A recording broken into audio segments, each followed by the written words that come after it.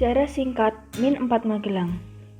Min 4 adalah lembaga pendidikan dasar yang mempunyai ciri khas Islami di bawah naungan Kementerian Agama. Min Mlangan ini berdiri sejak tanggal 10 Juni 1962. Secara historis, awal berdirinya Min 4 Magelang ini dipelopori oleh Yayasan Ma'arif NU Salaman. Pada tahun 1997, MI Ma'arif tersebut dinegerikan berdasarkan Surat Keterangan Kementerian Agama nomor 107 tahun 1997 dengan nama MI Negeri Mlangen. Pada tahun 2015, berdasar KMA nomor 211 tahun 2015 tentang perubahan nama madrasah negeri, maka Min Mlangen berubah menjadi Min 4 Magelang. Dan sampai sekarang, Min 4 Magelang ini sudah berusia lebih dari setengah abad, di mana sejak bulan Juni 2019 dipimpin oleh pelaksana tugas Ibu Titi Mumpuni, SPD, MPD, dan menjadi salah satu madrasah ibtidaiyah negeri satu-satunya di Kecamatan Salaman, Kabupaten Magelang, Provinsi Jawa Tengah. Visi madrasah yaitu terwujudnya peserta didik yang religius, disiplin, dan unggul dalam prestasi. Kemudian, misi madrasah yaitu 1. Menciptakan lingkungan belajar yang religius. 2. Menciptakan lingkungan belajar yang disiplin dan terintegrasi dengan pendidikan Islam. 3. Memberdayakan seluruh potensi peserta didik dan ragam kecerdasan sehingga mempunyai prestasi yang unggul. Kemudian, tujuan madrasah. Secara umum, tujuan pendidikan Madrasah Ibtidaiyah Negeri 4 Magelang adalah meletakkan dasar kecerdasan, pengetahuan, kepribadian, akhlak mulia, serta keterampilan untuk hidup mandiri dan mengikuti pendidikan lebih lanjut. Bertolak dari tujuan umum pendidikan dasar tersebut, Min 4 Magelang mempunyai tujuan sebagai berikut. 1. Terbentuknya peserta didik yang religius dalam kehidupan sehari-hari. 2. Terbentuknya peserta didik yang disiplin dalam aspek akademik maupun non-akademik dalam kehidupan pribadi maupun sosial. 3. Terbentuknya siswa madrasah yang kreatif yang berguna bagi dirinya maupun umat. Sejak diumumkan oleh Presiden Joko Widodo mengenai kasus COVID-19 pada awal Maret 2020 lalu, Indonesia kemudian dihadapkan pada masa pandemi. Hampir seluruh sektor kehidupan lumpuh, tidak terkecuali di bidang pendidikan. Kementerian Pendidikan dan Kebudayaan atau Kemendikbud kemudian menyikapi kondisi tersebut dengan membuat sejumlah kebijakan, mulai dari relokasi anggaran untuk penanganan penyebaran COVID-19.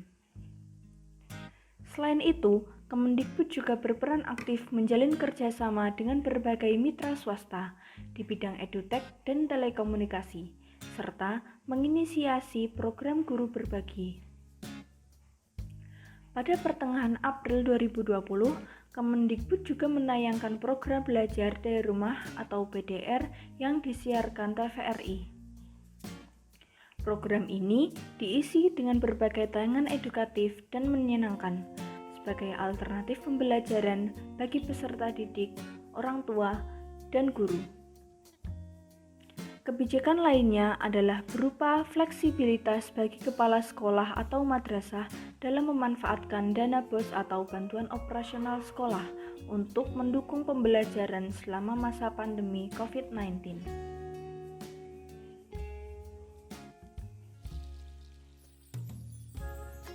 Ada pula kebijakan berupa diterbitkannya Surat Edaran Mendikbud nomor 4 tahun 2020 dan Surat Edaran Sekretaris Jenderal Kemendikbud nomor 15 tahun 2020. Kedua surat edaran tersebut berisi pelaksanaan kebijakan pendidikan dan panduan penyelenggaraan belajar dari rumah dalam masa darurat penyebaran COVID-19. Menjelang pelaksanaan tahun ajaran dan tahun akademik baru 2020-2021, Kemendikbud bersama 3 kementerian lainnya, yaitu Kementerian Agama, Kementerian Kesehatan, dan Kementerian Dalam Negeri menyusun panduan penyelenggaraan pembelajaran. Panduan ini dimaksudkan untuk memberikan rasa aman kepada masyarakat dengan pembukaan satuan pendidikan untuk pembelajaran tatap muka. Satuan pendidikan yang berada di daerah zona kuning, orange, dan merah dilarang melakukan proses pembelajaran tatap muka di satuan pendidikan dan tetap melanjutkan belajar dari rumah atau BDR. Dalam mempersiapkan pembukaan madrasah tatap muka di era new normal, Kepala Satuan Pendidikan bertanggung jawab untuk mengisi daftar periksa kesiapan pembelajaran tatap muka satuan pendidikan melalui laman Dapodik yang meliputi 1. Ketersediaan sarana sanitasi dan kebersihan, paling sedikit memiliki toilet bersih, sarana CTPS dengan air mengalir menggunakan sabun atau cairan pembersih atau hand sanitizer dan disinfektan. 2. Mampu mengakses fasilitas pelayanan kesehatan seperti puskesmas, klinik, rumah sakit, dan yang lainnya.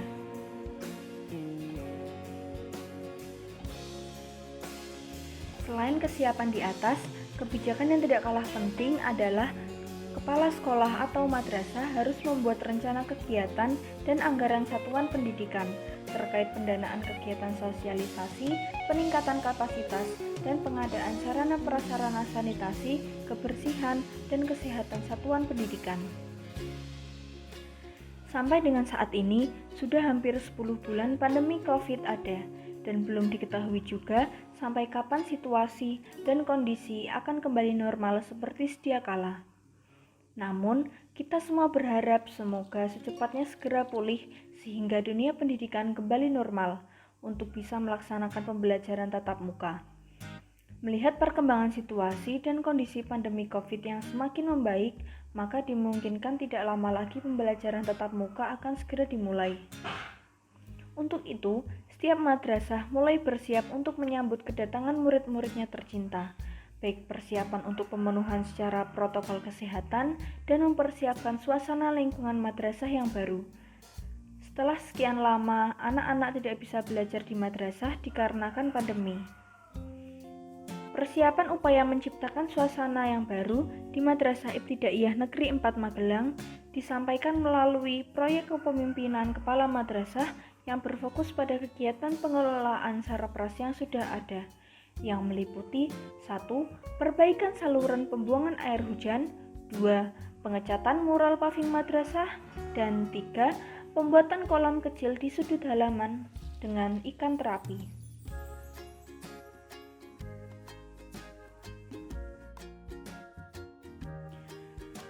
Untuk mewujudkan ketiga proyek kepemimpinan di atas, penulis melalui 3 tahapan kegiatan, yaitu tahap pertama, tahap konsultasi dengan mentor yang sudah ditunjuk oleh Kementerian Agama Kabupaten Magelang.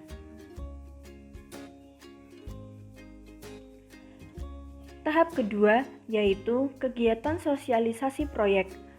Sosialisasi proyek kepada seluruh guru dan tenaga pendidikan di Min 4 Magelang. Hal ini sangatlah penting mengingat pada proyek yang akan dilaksanakan adalah harus diketahui dan dipahami serta melibatkan semua guru dan tenaga pendidikan. Maka melalui rapat koordinasi inilah diharapkan nanti pada waktu pelaksanaan proyek berjalan lancar, saling mendukung sehingga proyek bisa segera terwujud. Kemudian di tahap ketiga yaitu kegiatan pelaksanaan.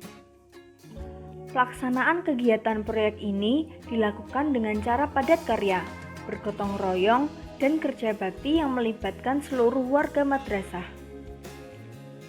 Proyek dikerjakan di sela kegiatan daring atau setelah kegiatan belajar mengajar daring selesai. Selain karena kebutuhan untuk menciptakan dan menyiapkan suasana baru bagi peserta didik dalam era new normal nantinya, proyek ini juga bermanfaat sebagai fungsi refreshing bagi seluruh warga madrasah untuk menghilangkan kebosanan suasana akibat pandemi COVID, di mana pembelajarannya dilakukan secara daring. dan banyak waktu yang tersisa yang bisa dimanfaatkan untuk sesuatu yang positif sampai waktu menjelang absen pulang.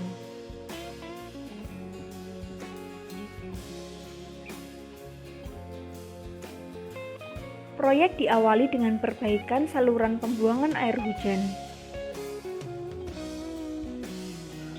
Proyek ini dilatar belakangi pada saat hujan datang, lingkungan tempat parkir sepeda motor terjadi banjir dengan ketinggian mencapai 10 cm. Akibat air limbah hujan tidak bisa mengalir keluar sebagaimana mestinya. Untuk mengantisipasi hal tersebut, disepakati dibuatlah saluran pembuangan air hujan yang menuju keluar halaman madrasah agar banjir tidak terjadi lagi. Proyek yang kedua adalah pemanfaatan kantong sudut halaman yang masih kosong untuk dibuat kolam ikan terapi. Ide ini muncul karena selama ini pemanfaatan kantong di sudut halaman ini belum maksimal dan posisinya berada tepat di antara dua perlimbahan talang atap kelas. Jadi, sekaligus memanfaatkan memanen air hujan untuk mengisi kolam tersebut. Latar belakang kolamnya diisi ikan terapi adalah karena jenis ikannya bandel, mudah menyesuaikan dengan kondisi air, dan kolam tersebut juga untuk fungsi refreshing bagi bapak atau ibu guru untuk melepas penat dengan diterapi oleh ikan di kolam tersebut setelah lelah mengelola kegiatan belajar mengajar daring.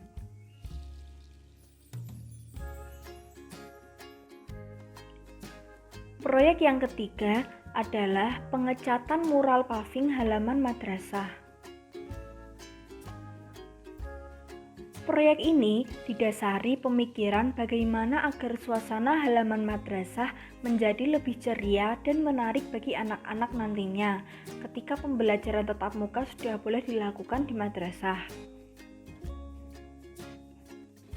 Atas dasar niat untuk membuat suasana lingkungan pembelajaran yang berbeda dari sebelum pandemi, maka muncullah proyek yang ketiga ini.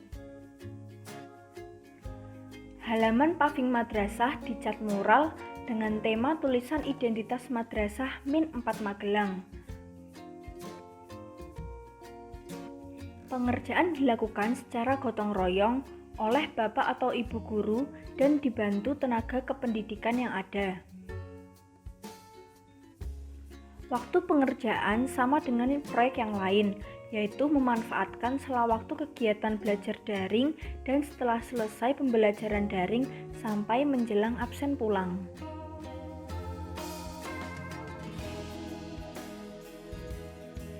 Puji syukur alhamdulillah berkat kekompakan dan kebersamaan tim di Min 4 Magelang, ketiga proyek yang direncanakan bisa selesai tepat waktu dan hasilnya memuaskan sesuai dengan harapan.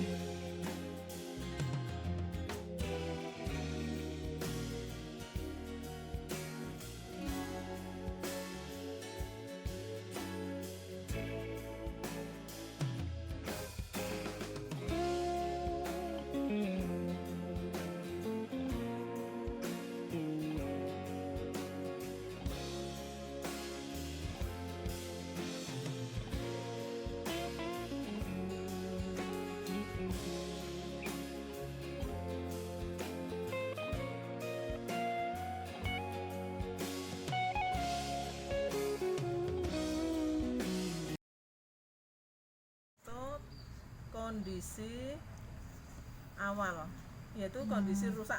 Ya, ini perlu ditambah itu sebagai madrasah yang akan persiapan untuk